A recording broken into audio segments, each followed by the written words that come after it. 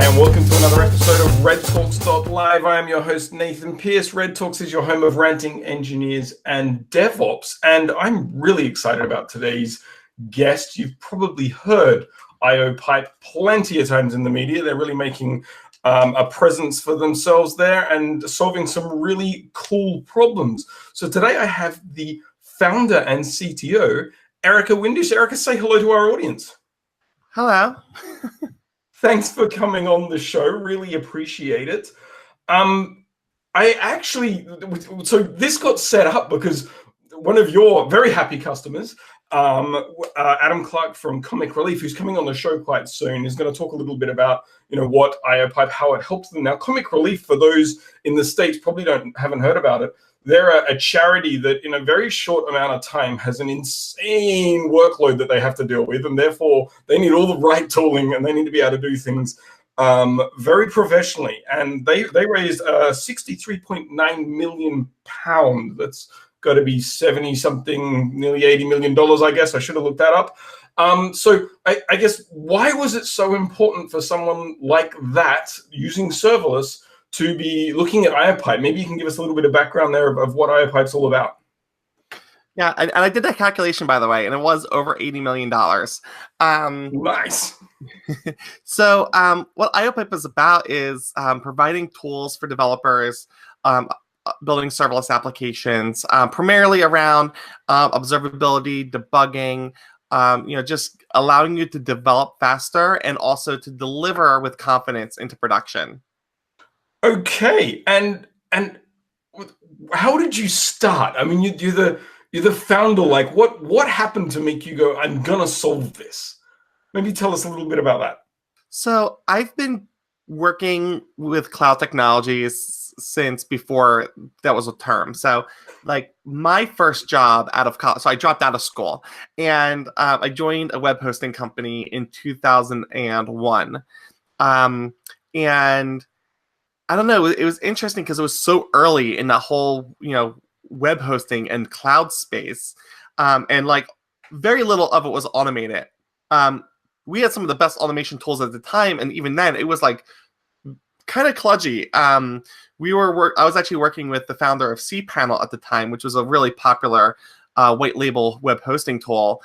And this was like the very beginning of cPanel as well. And cPanel was like super popular through the whole, aughts, and it's still around today, but not like it was then, right? So I got to really get intimately familiar with that tool and, what was basically, state of the art for web hosting, and decided, well, there are ways we can do this better. So I started building out like containerization technologies and management tooling and everything else on my own. I started my own company, building my own tooling and providing my own services that was going to be more cloud-like. Before we had terms for that. And, the monitoring, observability piece, things like that were just so raw and missing. And I really felt that there was like, one of the things, like, we as an industry, I was pretty early in building those tools, but I built them. And then when I left my first company, I started working on OpenStack. I was one of the early developers on OpenStack, and then I became an early employee at Docker. And through all of this, we were spending all this time focusing on building, the best orchestration tool and management tool, and like customer experience from deployment automation. But so little effort was being spent on really amazing tools to operate and manage these workloads. And the other really interesting thing I had learned in that process was that in web hosting, we could provide like a fully managed platform for developers where they just ship their code. But then the problem was you have to have very defined constraints, which at that point was a problem because it meant you had to run a LAMP stack, right? Which was like, what did LAMP stand for again? Linux, Apache, MySQL, and PHP. Right? Wow. Going back a bit there. Yeah, but that was the thing, that's what everybody was building on. And my company was allowing people to run other kinds of stacks, right? But we had to then support each of these different stacks independently. And if developers wanted to bring a new stack, we had to now build out support for it. And that was one of the things I thought was really interesting about virtual machines, which is why my first company launched virtual machines in 2006, the same year that EC2 launched. And we also started looking at actually like serverless type stuff back in 2010. And also I had met Solomon Hykes in 2009, and he had shown me what was basically a prototype of what eventually became Docker, and what ended up running the .cloud platform. And I could see this potential of, okay, like we can make this easier for users, right? But the problem was, as soon as we introduced virtual machines, suddenly developers had to figure out not just how to build their application and ship their application, they had to figure out how to manage operating systems and ship them and monitoring and observe them and deal with them. And right, so we solved one problem, and by really just giving a lot of other problems to the developers through virtual machines. And containers said, okay, we're going to take away some of the pain of virtual machines, but you still have this other load of problems. So I was really excited when I saw serverless and Lambda for the first time, because I said, okay, well, this gives us a really opinionated platform similar to traditional web hosting, but you can still bring your platform to a certain degree, right? You still bring your own language in theory. You can still bring your libraries. You can still bring all of that and manage all of that without managing servers and having to deal with as much of the operations. And right, so I saw this potential there, but I said, okay, well, there are still problems here. And every time one of these new technologies has appeared, is these problems do end up in the hands of users, right? Monitoring and observability always ends up, being something that the end user or developer should be paying attention to. They don't always necessarily. Like I think that I think a lot of developers on, say, Heroku didn't necessarily observe and monitor their applications maybe as deeply as they should have. Because with serverless, platforms such as Heroku or AWS Lambda or Google Functions, whatever, there's less operations, but there's still operations, especially when you're talking about the scale of Comic Relief. Yeah, totally. Yeah. No, I couldn't agree more. And for those who like these concepts are still new to, like when you go into the service world where it's typically stateless functions that are ephemeral, and you compare that with the world that we've been living in for a long time, where it was long-lived servers or even virtual machines. In that older world where it was just you just spun up more of the virtual machines and you put like a load balancer in front of it, and that's how you managed kind of scale. And your visibility, your observability was typically at the front. Maybe you were just looking at the web server logs or at load balancer logs or something like that. I mean, that was very controlled because of how static it was. But now we've got this world where at any time, like look at the traffic pattern of Comic Relief, probably had 10 containers running for their serverless stack, and then hours later, thousands. And how do you do observability? It's not like I know at any one time what IP addresses or server logs of those containers I'm going to look at for the serverless functions. It is impossible to go and bring the old model of how I used to look at things into this new world. It just is impossible. So what I love about serverless is, to me, and could be painting a target on my back here, but DevOps is for everything beneath serverless. It's to get all of those things running so that serverless can happen. And it's kind of like behind all of that, it's making sure the automations happen, that the invokers can happen in your serverless or your functions as a service stack. And once you've done all of that and that's all automated, I mean, that's where the DevOps world lives. On top of that, I'm just putting my functions out and I'm making sure that I have traceability and observability of all of that that's going on. And in this API era where services talking to services to make up a response, well, how do I even trace that? I mean, that's where that traceability term comes from for those not familiar. Like, how can I ever make any kind of sense of what's going on in this intentionally volatile world? And that's what IOPipe's kind of about. It's about bringing sense to that. Did I get that right? Was that a good summary? I think there's I think there's a lot of truth there. I would say that I do think that DevOps still does apply to serverless, but it's about like deployment automation. It's about when you build an application, you still have to operate it, but it's become application operations, right? So like IOPipe isn't focused strongly on infrastructure and infrastructure observability. I mean, we have some components of IOPipe that do relate to infrastructure. Like we do know, say, which invocations are running on the same processes or the same containers or the same VMs. Okay, so you can see noisy neighbor type problems, that type of thing. I mean, we can definitely see that. So for instance, like each invocation runs in a process. A process might run multiple functions or multiple invocations before that container is terminated. So if you have, say, a memory leak or file descriptor leak or disk utilization leaks, things like that, those are things that you would be able to then debug by being able to correlate across invocations across a single process. Got it. And when you have like functions that might call another function that might invoke another function somewhere else to kind of craft a response, if you're trying to look at, okay, that took a long time, well, how do I work out which part of that when I've got this multiple hops in a transaction that is going on? I need to have a way of stitching that together and seeing which part of it, because if I'm just looking from the front saying I got a slow service, that's not really helping me get it fixed very quickly. Whereas what you're doing, it's singling out that function execution doing X. That's what failed right there at that time.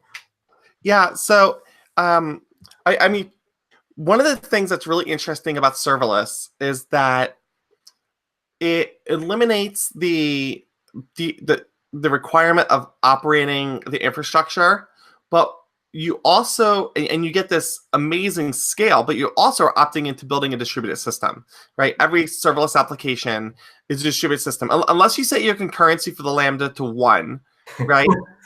Which you can do.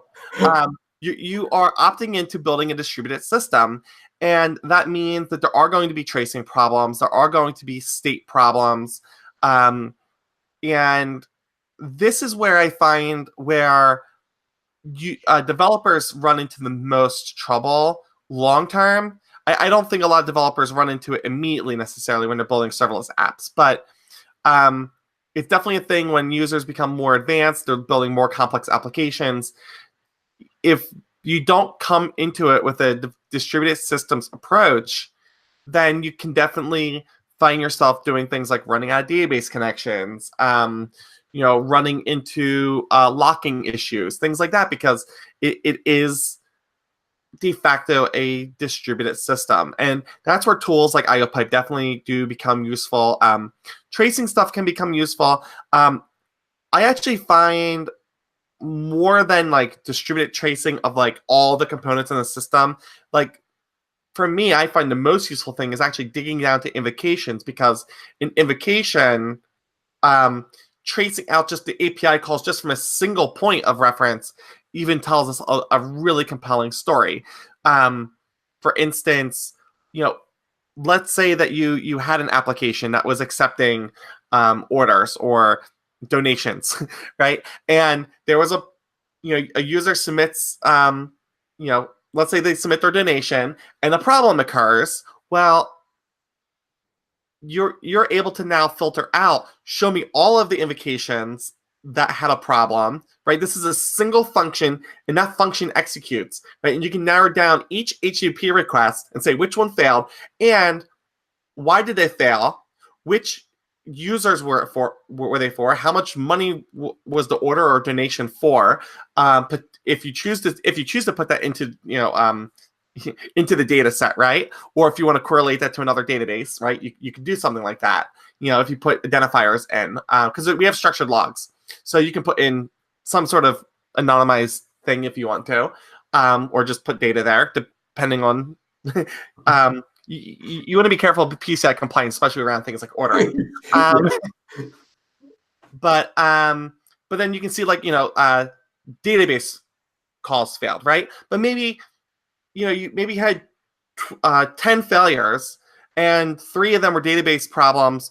2 of them were, like timeouts because for some reason, right, you're going to see there was a timeout. Well, why was there a timeout? And like if you're using CloudWatch, you would see there was a timeout. Okay. That's all you know. With IOPipe, you could go in there and then see, you can look at the traces for the invocation and say, well, this was calling, say, DynamoDB, and DynamoDB timed out. Well, that's a problem. Hopefully, DynamoDB doesn't time out too often, but other databases definitely can time out very easily, according to really any number of factors. Either a problem with your VPC, it could be a problem with the database falling over, too many connections, whatever the case, right?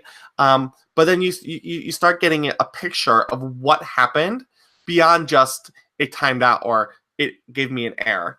I think with these the more modern application delivered in like serverless kind of fashion, it's not always just things in your own control as well. So you mentioned a situation where it might be talking to DynamoDB. Well, what if I'm using a third-party payment processor? That's extremely common. People use SaaS services to build their application. In fact, their part of the application might be less than 50% of the lines of code that are running for your service. So I now need to have a level of granularity of knowing where a timeout is or a delay is, because I need to be pretty confident when I go to that third-party provider and say, look, it's definitely you. Like, here it is. Take a look at this. I'm sending this, and that's what you told me to send according to your API contracts, and you're not coming back to me, which means you're not living up to your part. And I feel like serverless was kind of a forcing function for us to finally do observability right.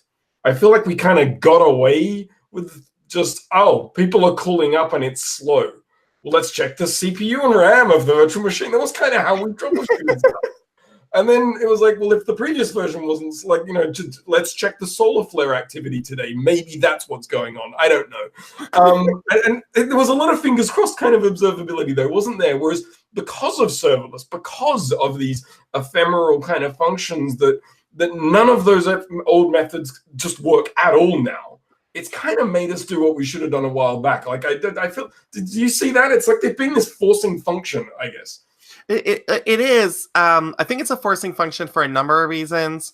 One is because there is a bit of a black box where you can't run those traditional agents and you can't try and do these really ham-fisted like monitoring solutions anymore. I mean, there are some options for, I guess, ham-fisted, monitoring, but they're just not very useful, right? So, I think it becomes more apparent, especially because what happens is, those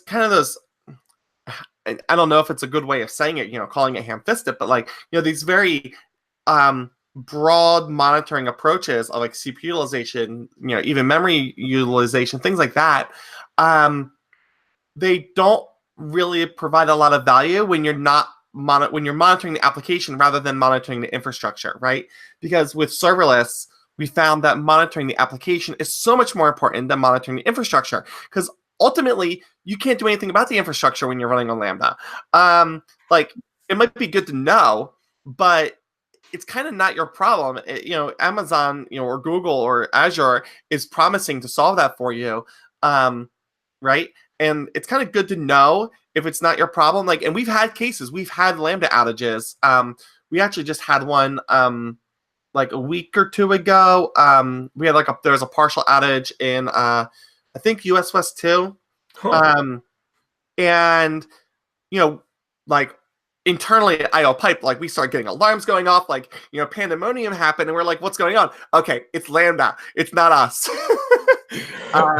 That's interesting. So you guys used IOPipe as well to look at IOPipe? Oh yeah. So IOPipe production infrastructure monitors itself with IOPipe production infrastructure. Nice. It's very Inception Matrix. It is. Right, and like, it was actually, I think it was Charity Majors, like, that's pretty bold, right? But one of the great things is that the infrastructure just works, so we can do that pretty reliably. The only case when it fails is when the infrastructure provider itself, right, Amazon, falls over, in which case, like, it's already broken. Like if it's broken, it's broken. And in those cases, it's pretty self-apparent what's happening. However, we definitely have noticed like when things like that happen, where we can make improvements, right? I think that when we had like whenever there's been, say, a Lambda outage, we would notice things like, say, our alerts. There are edge cases where, we might assume that, like, they execute on a certain frequency or something, but if the queue backs up and they execute, like, wildly out of time, we have to be able to handle those edge cases and make sure we don't send false positives or just overwhelm people with emails or, alerting, like, understandably, they should get alerted on PagerDuty when things are down, but they shouldn't get alerted on PagerDuty when things are down for us. They should get alerted on PagerDuty when things are down for them, right? So we're, so that like those are things that, we use IOPipe ourselves internally to help us figure out what's happening and getting ahead of problems, ideally. That's a pretty cool luxury to have, though. Like, your better service to your customers is exactly what improves your product for your customers. We are huge about dog fooding. We dog food everything. That's really cool. That's really cool. I like that. That'd be a fun situation to work in. The typical things that you're alerting people to, just one or two off the top of your head, like what are the kind of things that maybe they weren't seeing before, and you're like, hey, is it things like third-party services that they kind of integrate to, helping them point the finger at where it went wrong? Like, what's a common alert or notification? Yeah, I mean, so like out of the box, you could alert on any of those traditional system metrics. You can alert on event sources. So if you're running Kinesis or you're running, so actually a good example for Kinesis is that internally we have a general idea of like what our baseline traffic is and what a deviation of that might be. So we have alerts based on those deviations, so that if we get a surge of traffic, that we are aware of it. It's a soft alert. It's not like the world's on fire, but it's definitely a hey, like you might not want to go to bed early tonight if like traffic is like exceptionally high. Yeah. I mean, if you're on call, of course, if you're on call. But I think with a lot of the big value with IOPipe in general is like alerting on things that come from the event info, which is like API gateway resources, Kinesis sources, things like that, where there's valuable information on what users are doing. And then also alerting on custom metrics, which is like structured logs. So if you want to be able to alert on, also error percentages is another one, right? So if you start getting a massive surge of errors, of course you can alert on that. So those are like the common things. And with the structured logs, the custom metrics, that really depends on the application. But that's one of the really powerful things, right? Is like it's hard for me to say this particular like alert on custom metrics is like super useful because it's different for every application. But that's also where it's super useful, right? Because alerts that are just generic and work for everybody aren't useful for anybody almost, right? With the exception of maybe of errors, but like it might be things like you want to alert if gosh, what's an example? I don't know. Like, I mean, with like payment processing or something like that, it can be really obvious. Like, if, gosh. So, I mean, you can definitely alert like, payment processing failures, right? Things like that, or delays. And you learn anything, whatever you want to put in there. Yeah. And it's a big focus also on not just alert, like as a binary kind of effort, like it's bad or it's good. Is there a lot of focus also on trending? Like we see this coming as getting bad, like the rate of it is going up. Do you put a lot of kind of energy into sort of predictability of some of these things as well? So we don't currently. We've had a lot of discussion about it, and and mostly it's partially it's a matter of implementing it and allocating the time for doing it. We've been working on some infrastructure changes that will make that more effective. So one of the big things that we do at IOPipe, which is a little different than, a couple things are different than most of our competitors or others, in the general observability spaces. One is that we collect every invocation. We don't sample any data, right? Because one of the most powerful things about serverless is how granular it is. If you start throwing away the data, then you're losing your granularity, and you're back to doing ham-fisted observability. That was a common performance coping mechanism people used, where they'd sample, which just meant I don't have to deal with all of your stuff anymore. Yeah. And the other thing is, so everything's granular. We store all the records, and we do a very bottoms-up approach rather than a tops-down approach. So, rather than trying to map all the services from the beginning and then giving just minor details into what happened here and there, what we do is we kind of collect all the low-level data, and then we try and construct a larger big story picture from that. So a lot of our detail and value tends to be at the low-level granular information, per invocation, per HTTP request, per things like that. And then we're building on top of that really wide and detailed granular base, right? So it's kind of like we're collecting every grain of sand, and then we're building I don't want to say we're building a city on sand. That's a bad metaphor. But we're building from basic building blocks and constructing a story with all of the data, rather than trying to build buildings and then say, well, are they going to come, right? I don't know. These are bad metaphors. These are the worst metaphors. No, I totally get you. It's all about having that granularity to make your decisions instead of doing it based on trends. I mean, if you look at any statistical information, they often do trending, which really is just giving a feeling of what might be going on and not an actual fact. Whereas you are focused on the fact. You're doing it on the raw data, every bit of it, no downsampling. Yeah. And the other thing about trends is that with serverless, yes, you can have trends, right? Trends will occur for many applications. There's also many applications and potential for your application to just suddenly go from 0 to 60, right? You can go from 0 to 60 in 10 milliseconds, right? So yes, we could do trend detection, but ultimately that doesn't help you when you have a Black Friday event or a comic relief fundraiser. So we will be building in trend detection eventually, but I just think there are so many other places we can add value first, and we're also looking at ways where we can do that effectively, while collecting billions of events per month. Right now, we're collecting billions and billions of events per month.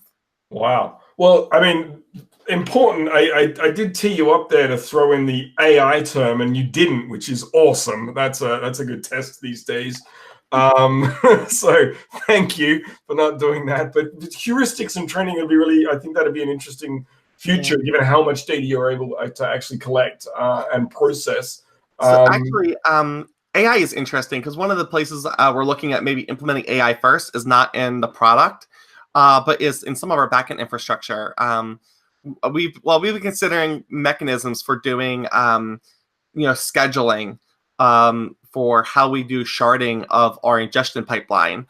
And one of the things that has come up was the possibility of actually using AI to effectively shard the data during ingestion. Cool. Okay. Which is totally not user-facing at all. Yeah, that makes sense. Where we can leverage those technologies rather than necessarily sell them. That's pretty cool. Well, we're about out of time. I really appreciate you coming on. You've been listening to Erica Windisch, the founder and CTO of IOPipe.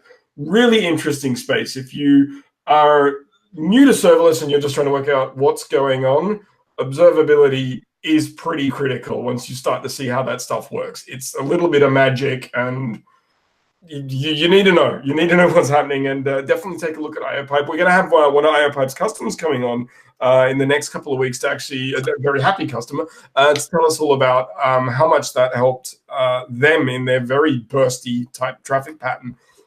So yeah, thanks for coming on, Erica. Really appreciate it. It'd be cool to touch base again in the future when you start to add more capability and functionality to your technology. I love to do podcasts. I love the chat. Awesome. I had a really good time today as well. Yeah, no, let's stay in touch. So you've been listening to REDtalks.live, your home of ranting engineers and DevOps. I've been your host, Nathan Pierce. This has been Erica Windisch. Thanks for listening.